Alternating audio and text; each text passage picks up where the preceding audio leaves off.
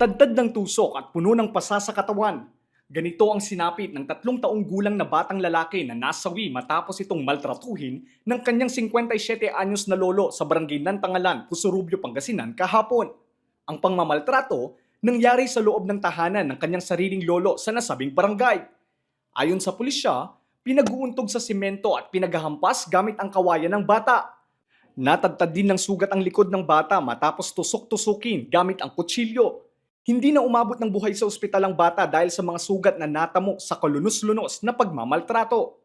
Inuntog daw niya ito, inuntog sa pader at pinalo ng ganito. Ito. Pinalo sa kanya. Tapos tinusok-tusok niya ng kutsilyo. Ito pong kutsilyo. Tinusok-tusok niya sa likod, bandang likod. Ang sabi nung lola ay makulit daw kasi yung bata, which is alam naman natin ang 3 taong gulang na bata ay normal lang na makulit talaga o kung ano man.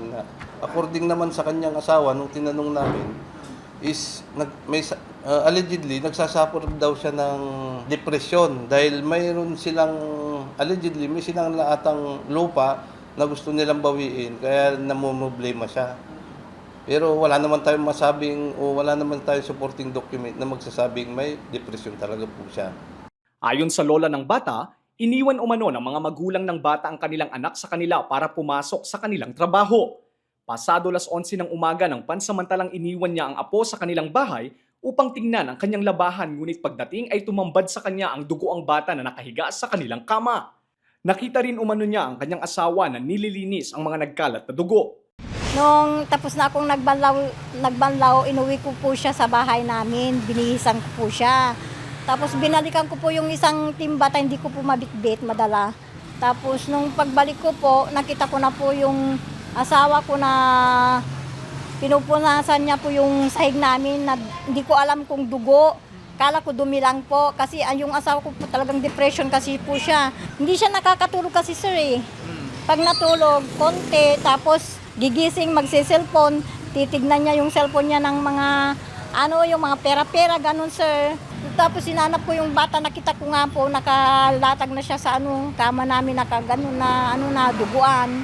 Masakit kahit labag sa hindi ko alam, talagang panagatan niya sir. Hindi pa rin lubos maisip ng mga magulang ng bata na ang kanilang nag-iisang anak ay mapapahamak sa sarili pa nitong kaanak. Labis ang kanilang pagdadalamhati. Unang anak ko po kasi, nag-iisang anak ko po. Kaya, mahirap. Walang kamuwang-muwang na bata. Yung duty ko po pang umaga, alas 5. Ngayon, day off po nung biyanan ko. Sabi ko, siya muna yung magbantay. Total day off niya naman. Kaya po, naiwan yung bata doon kasi mapupuyat ka ako. Mahirapan din na bumiyahe ng. Kaya yun po naiwan doon. Tapos iniwanan ko pa nga po ng pambili niya ng pagkain niya. Hindi ko naman po akalain na ganun po yung nangyari. Hindi ko po alam kung tumatawag ba siya ng mama nung ginagawa sa kanya. Hindi ko po alam kung paano bang magsisimula. Malambing ko yung anak ko. Makulit nga lang. Libre po, pag nagtatrabaho ako, sumasalubog sa akin yun na bababili ng ice cream niya, laruan niya. Ngayon, wala na. Hawak ngayon ng pulisya ang sospek at itinanggi ang kanyang nagawang kasalanan. Nadatang ko na lang po na gano'n ang sitwasyon. Ano po ang katotohanan. So hindi nyo inaamin sir na yung ginawa ko ninyo? Ba't ba aminin? Hindi naman totoo yun. Tinatanggi niyo po na hindi Opo. po kayo may gawa ng. Sino pong may gawa sir? Iwan ko po. Hindi ko pa alam. Mga pasa, yung mga saksak sa. Hindi ko pa alam, sir. Inihahanda na ng pulisya ang kaukulang papeles upang masampahan ng kasong parricide ang sospek. Lester Narag, Balitang, Solid North.